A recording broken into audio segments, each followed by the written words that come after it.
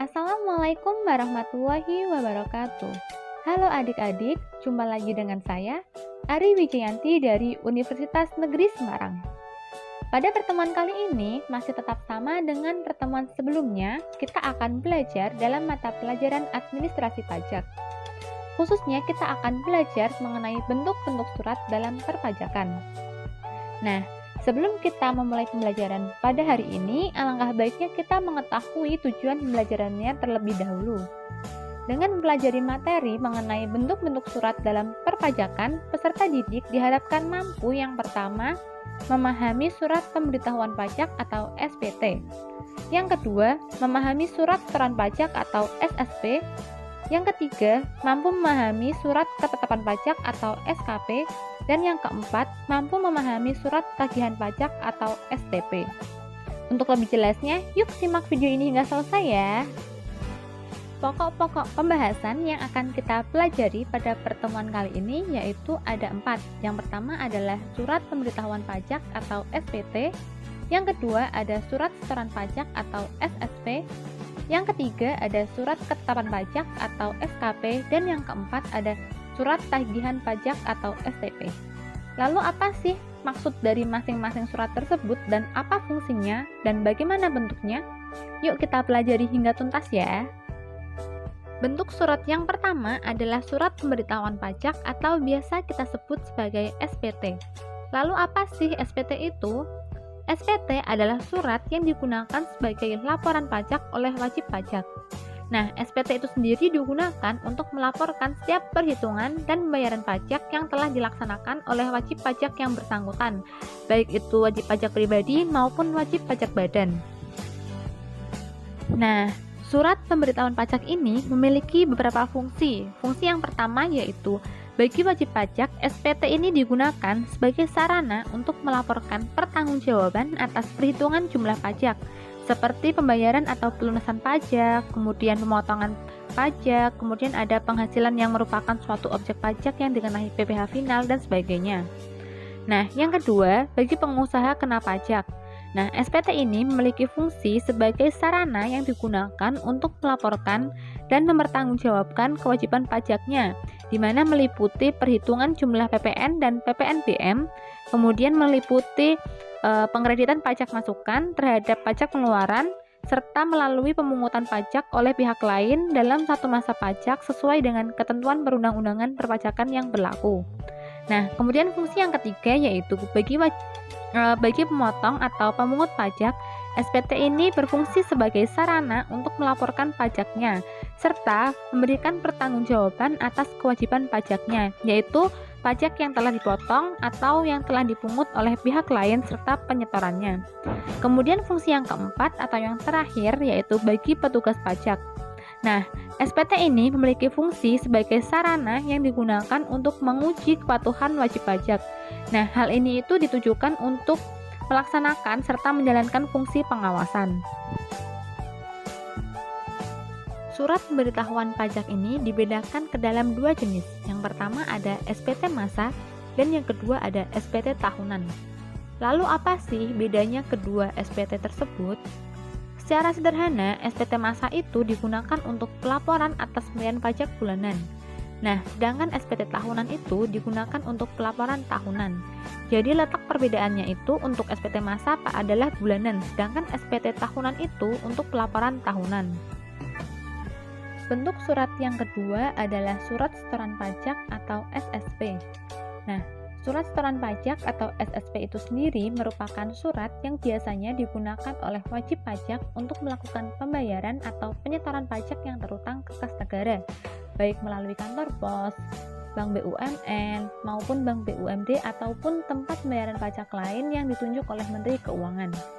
Nah, gambar di samping merupakan contoh bentuk surat setoran pajak atau SSP, di mana di dalamnya itu memuat ada NPWP, kemudian ada nama wajib pajak, ada alamat wajib pajak, kemudian ada nomor objek pajak, kemudian ada alamat objek pajak, kemudian yang berikutnya ada kode akun pajak, kemudian ada kode jenis setoran, kemudian ada uraian bayarannya itu ditujukan untuk pembayaran pajak jenis apa, kemudian ada masa pajak, tahun pajak, kemudian ada nomor ketetapan, kemudian di bawahnya ada jumlah pembayaran, yang berikutnya ada tanda tangan dan nama terang.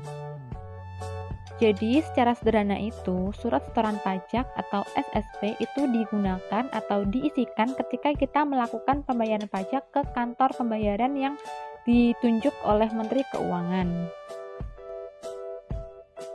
Surat setoran pajak ini dibedakan ke dalam 4 jenis.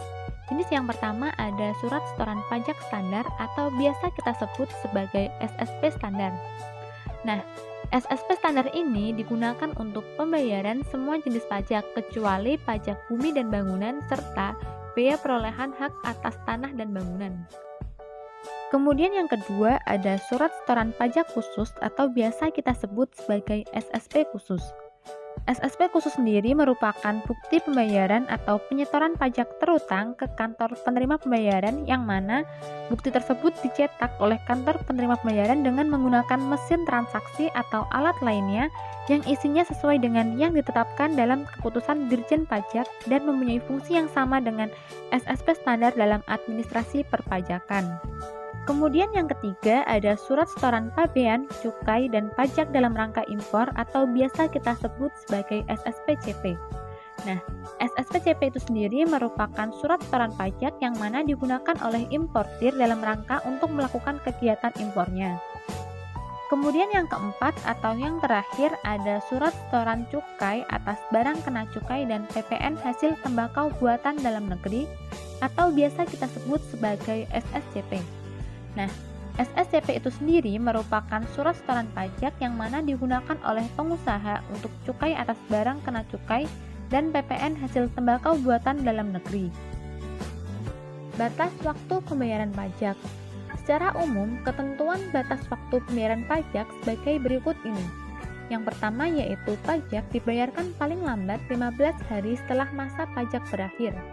Kemudian yang kedua yaitu kekurangan pembayaran pajak yang terutang SPT tahunan harus dibayar lunas paling lambat pada tanggal 25 bulan ketiga setelah tahun pajak. Kemudian yang ketiga yaitu jika pembayaran pajak dilakukan setelah jatuh tempo pembayaran atau penyetoran pajak, maka dikenakan sanksi berupa bunga sebesar 2% sebulannya. Kemudian yang keempat, Direktorat Jenderal Pajak atas permohonan wajib pajak dapat berikan persetujuan untuk mengangsur atau menunda pembayaran paling lambat selama 12 bulan. Bentuk surat yang ketiga yaitu Surat Ketetapan Pajak atau SKP.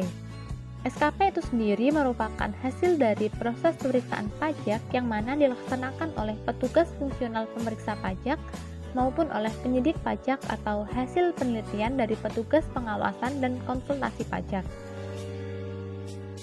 Surat ketetapan pajak dibedakan ke dalam 4 jenis. Yang pertama yaitu ada surat ketetapan pajak kurang bayar atau SKPKB. SKPKB itu sendiri merupakan surat ketetapan pajak yang menentukan besarnya jumlah pokok pajak, jumlah kredit pajak, jumlah kekurangan pembayaran pokok pajak, besarnya sanksi administrasi dan jumlah pajak yang masih harus dibayar. Kemudian yang kedua ada surat ketetapan pajak kurang bayar tambahan atau biasa kita sebut sebagai SKPKBT. SKPKBT itu sendiri merupakan surat ketetapan pajak yang menentukan tambahan atas jumlah pajak yang telah ditentukan. Direktur Jenderal Pajak menerbitkan SKPKBT ini dalam jangka waktu 5 tahun setelah berakhirnya masa pajak, bagian tahun pajak atau tahun pajak apabila ditemukan data baru yang mana mengakibatkan penambahan jumlah pajak yang terutang. Kemudian yang ketiga ada surat ketetapan pajak lebih bayar atau biasa kita sebut sebagai SKPLP. Surat ketetapan pajak lebih bayar itu sendiri merupakan surat ketetapan pajak yang menentukan jumlah kelebihan pembayaran pajak karena jumlah kredit pajak yang lebih besar daripada pajak terutang. Selanjutnya yang keempat atau yang terakhir ada surat ketetapan pajak nihil atau SKPN. SKPN itu sendiri merupakan surat ketetapan pajak yang menentukan jumlah pokok pajak sama besarnya dengan jumlah kredit pajak.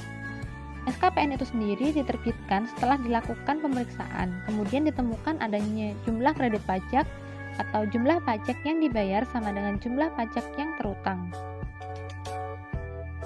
Bentuk surat yang keempat yaitu surat tagihan pajak atau biasa kita sebut sebagai STP.